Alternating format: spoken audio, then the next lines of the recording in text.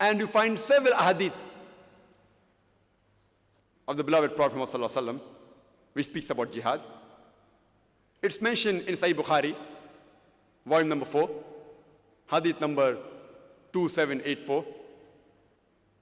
It mentions Hazrat Aaisha, may Allah be pleased with her, the wife of the Prophet. She asked the Prophet Muhammad Sallallahu Alaihi Wasallam that, shouldn't we go for jihad? And the Prophet said, the best jihad for you is the perfect Hajj. On another occasion, it's mentioned in Sahih Bukhari, hadith number 5792, that a person approached the Prophet and said, that should I go for jihad? And here the jihad, struggling, refers to fighting against the evil people. So a person asks, that should I go for jihad to fight against the evil people? So the Prophet asks him, that do you have parents? The man says, yes.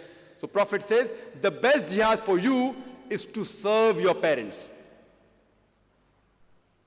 On the other occasion, which is mentioned in Sunnah Nisa'i, hadith number 4209, that a person asked the Prophet, that which is the best of jihad? And the Prophet said, the best jihad is to speak a word of truth against the tyrant ruler. Here you find that depending upon the situation, the best type of jihad, the best type of struggling keeps on differing. Sometimes the Prophet said, the best jihad is performing perfect Hajj. That is the perfect pilgrimage.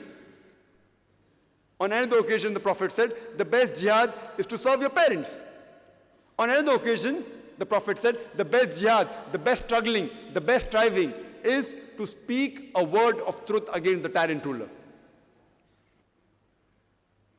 And the beloved Prophet Muhammad said, it's mentioned in Sahih ibn Hibban, that the Prophet said, a mujahid, person who strives, a mujahid is a person who strives against his own self for the cause of Allah subhanahu wa ta'ala.